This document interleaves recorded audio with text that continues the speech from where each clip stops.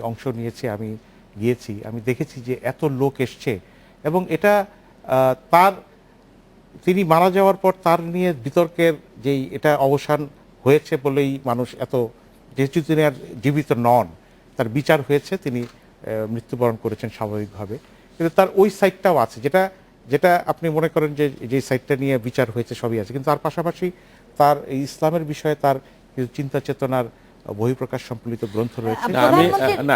আমি আর একটু স্পষ্ট করে বলতে চাই, আবার ইতিহাস আনতে হয়, কারণ আমরা ইতিহাস বারবার ভুলে যাই। গোলাম আজম সাহেব 25শে মার্চের পরে সেই ছবি অনেক কাগজে ছাপা হয়েছে। তিনি টিক্কা খানের সাথে মিটিং করেছেন এবং সেখানে বলেছেন যে পাকিস্তান সেভ হয়েছে এই মিলিটারি অ্যাকশনের বিরুদ্ধে, এবং তিনি ডিফেন্ড করেছেন সেই সময় যে এই যে হত্যাকাণ্ড, জেনোসাইড এবং যে মাস রেপ মানে গণ ধর্ষণ, সেটিকে তিনি সমর্থন করেছেন এবং তিনি বলেছেন সবাইকে পাকিস্তান আর্মির সাথে সহযোগিতা করা উচিত। পরবর্তীতে দেখুন তার বিচারের আগে তিনি কিন্তু কখনোই কিন্তু তার এই যে কোনো অনুতপ্ত হওয়া বা এদেশের বিরুদ্ধে যে অপরাধগুলো করেছেন কোনোদিনই অনুতপ্ত হননি, এমনকি নিজামী সাহেবও হন নাই। এখন সবচেয়ে বড় জিনিসটি যেটি হলো যে আজকে তাদের এই অনুতপ্ত না হওয়া, এবং ইসলামের প্রতীক বলছেন, আইসিটি বলেছে যে এরা ইসলামকে পর্যন্ত তারা অবমাননা করেছে।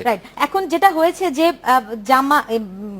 সরকার যে পরিস্থিতিতে 5ই জানুয়ারি নির্বাচনটি হয়েছিল, প্রধানমন্ত্রী বলেছিলেন যে কিন্তু এটি বিশেষ পরিস্থিতিতে, এবং আপনি জানেন যে অধিকাংশই ছিল আসলে কি বলে এটাকে ঠিক নির্বাচিত না। তো আজকে গতকাল প্রধানমন্ত্রী তার এসে বলে দিয়েছেন যে 2019 সালের আগে নির্বাচন না, মানে সময় মতোই নির্বাচন হবে। সংলাপের প্রস্তাবও কিন্তু এর আগে প্রধানমন্ত্রী নাকচ করে দিয়েছিলেন। এই বিষয়গুলো নিয়ে ফিরবো দর্শক, তার আগে নিচ্ছি ছোট্ট একটা বিরতি।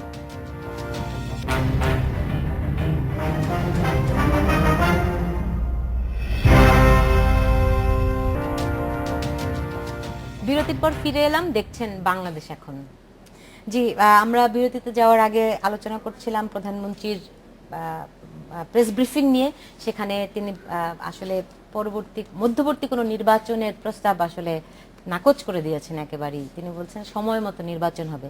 জনাব শওকত মাহমুদ, বিএনপি তো মধ্যবর্তী নির্বাচন দাবি করে। না, মধ্যবর্তী না। মধ্যবর্তী নির্বাচন অর্থ হচ্ছে যে একটা প্রকৃত নির্বাচন হয়েছে, পরবর্তী প্রকৃত নির্বাচনের আগে একটি নির্বাচন, এর নাম হচ্ছে মধ্যবর্তী। আমরা তো বলছি প্রকৃত নির্বাচনই হয়নি। আমরা সাংবিধানিকভাবে তো এটি একটি নির্বাচন, সাংবিধানিকভাবে বা আইনগতভাবে এটা পার্লামেন্টের খাতায় লেখা হবে, ইলেকশন কমিশনের খাতায় লেখা হবে, সেগুলো তো স্বাভাবিক। এটা তো 88 সালের নির্বাচনও লেখা হয়েছে যে আমরা তো ধরি যে এততম সংসদ, তার মানে কি ওই সংসদও আছে।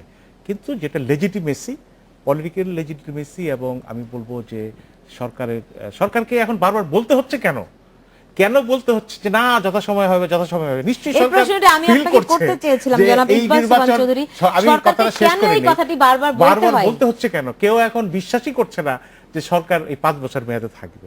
সবার মধ্যে একটা ধারণা যে আগামী বছর একটা নির্বাচন হবে, এবং এই নির্বাচন সেই বিরোধী দলের যে আন্দোলন, হ্যাঁ এরকম কথা জনমনের একটা কিছুদিন আগে হুসেইন মোহাম্মদ এরশাদ বলেছিলেন যে মার্চে নির্বাচন হলে তারা কোত্থেকে মার্চ পেয়েছিলেন জানি না। কিন্তু জনাব ইকবাল সুবহান চৌধুরী, আপনার কাছে প্রশ্ন হচ্ছে কি যে আসলে সরকারি কথাটি বারবার কেন বলতে হচ্ছে? সরকার তো বলছে না, প্রধানমন্ত্রী বলছেন। না, প্রধানমন্ত্রী বলছেন না, আপনি জানতে চাচ্ছেন, সেই জন্য প্রধানমন্ত্রী স্পষ্ট করে দিচ্ছেন জাতির কাছে তার সরকারের যে অবস্থানটি, সেটি তিনি জাতির কাছে স্পষ্ট করে দিচ্ছেন।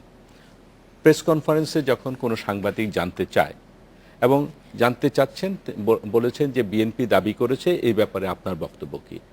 প্রধানমন্ত্রী তার সরকারের এবং তার দলের অবস্থানটি স্পষ্ট করে জাতির কাছে জানাচ্ছেন। তিনি গতকাল কি বলেছেন? তিনি বলেছেন যে একটি নির্বাচন হয়েছে, সাংবিধানিকভাবেই হয়েছে। যদি সেই সময় এই নির্বাচন যদি না হতো তাহলে কি হতো? অসাংবিধানিক একটি পরিস্থিতি কিন্তু সৃষ্টি হতো। প্রধানমন্ত্রী কিন্তু তারপরে ওই তিনি নির্বাচনের বলেছেন, সময় না, ওই আসছি আমি। নির্বাচনের সময় কিন্তু না, প্রধানমন্ত্রী আমি পরিস্থিতি আসছি। ব্যাখ্যা করেছিলেন এবং বলেছিলেন যে এটি একটি আসলে এই মুহূর্তের অনিবার্য একটি বিষয় এবং সাংবিধানিক সাংবিধানিক বাধ্যবাধকতা। সাংবিধানিক বাধ্যবাধকতায় নির্বাচন অনুষ্ঠিত হয়েছে। তিনি গতকাল কি বলেছেন যে আমি বিএনপিকে নির্বাচনে আনার জন্য আমার সর্বাত্মক প্রচেষ্টা করেছিলাম, আমি আহ্বান জানিয়েছিলাম, কিন্তু বিএনপি নির্বাচনে অংশগ্রহণ তো করেনি, নেই নির্বাচনকে বানচাল করার জন্য তারা প্রচেষ্টা গ্রহণ করেছে, কিন্তু জনগণ সেই প্রচেষ্টাকে ব্যাহত করে দিয়েছে। কিন্তু যিনি নির্বাচন ক্ষমতায় অনুষ্ঠিত থাকেন হয়েছে। তার তো দায়িত্ব একটু বেশি থাকে। না, না, এখন তারপরে তিনি প্রধানমন্ত্রী তো এই বিএনপির সঙ্গে সংলাপও নাকচ করে না, দিয়েছেন। তিনি সংলাপের ব্যাপারে তিনি বলেছেন, সংলাপের জন্য তো তিনি বলেছিলেন, সংলাপ তো তারাই করেনি। সে তো নির্বাচনের না, আগে বলেছিলেন, কিন্তু আজকেও তাহলে সংলাপের জন্য তাদেরকে বলতে হবে আমরা সংলাপ করতে চাই, এবং তারা তো সেই বলছে, পরিবেশ, বিএনপি তো বলছে যে না না, সংলাপ চাই। তারা সেইরকম ভাবে বলেননি, সেই পরিবেশ পরিস্থিতি তারা সৃষ্টি করেননি।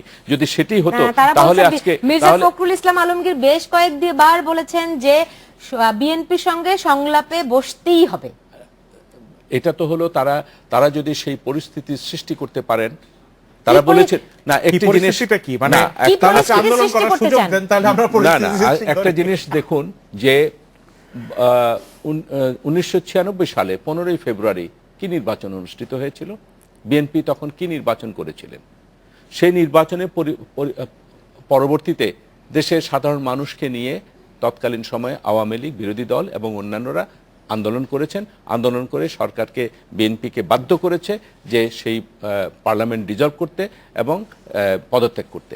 আজকে এই নির্বাচন অনুষ্ঠিত হয়েছে এবং এই নির্বাচনের পরে আমাদের বিরোধী দল তারা বহু কথা বলেছে নির্বাচন। জনাব শওকত মাহমুদ, প্রধানমন্ত্রী যেহেতু নাকচ করে দিলেন এবং বললেন যে সময় মতো নির্বাচন হবে, তাহলে বিএনপির একদম খুব সংক্ষেপে আপনি বলবেন বিএনপি এখন কি ভাববে, তার করণীয় কি আছে? ইকবাল ভাইয়ের কথায় যে বিএনপি ওই রকম পরিবেশ সৃষ্টি করতে পারলে হবে, বিএনপিকে পরিবেশ সৃষ্টির জন্য একটু সরকার যদি গুলি কম ছোড়ে তাহলে তো আমরা পরিবেশ সৃষ্টি করতে গুলি তো এখন আর সক্ষম। ছোড়ে না।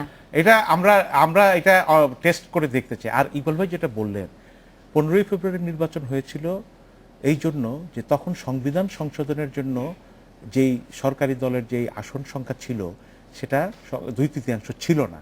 বিরোধী দল পদত্যাগ করে চলে যাওয়ায় সংবিধান সংশোধনের সুযোগ ছিল না, সেই জন্যই তিনি 15ই ফেব্রুয়ারি নির্বাচন করেছেন এবং সংবিধান সংশোধন করে তিনি কিন্তু ক্ষমতা এই রাজনৈতিক দলগুলোর মধ্যে যে টানাপোড়েন, এগুলো হয়তো চলতেই থাকবে। আপনাদের দুজনকে আজকে অসংখ্য ধন্যবাদ আমাদের স্টুডিওতে আসার জন্য। দর্শক আপনাদেরকে অনেক ধন্যবাদ। যে আলোচনা চলছে, আপনারা জানেন যে এই ধরনের আলোচনা আসলে দীর্ঘদিন ধরেই চলছে। রাজনৈতিক যে আস্থাহীনতা আছে, অবিশ্বাস, সন্দেহ আছে, সেগুলি কবে দূর হবে এই প্রশ্ন মানুষের মনে আছে। আপনাদেরকে অনেক ধন্যবাদ। আপনারা সবাই ভালো থাকুন, সুস্থ থাকুন এবং অবশ্যই নিরাপদে থাকুন।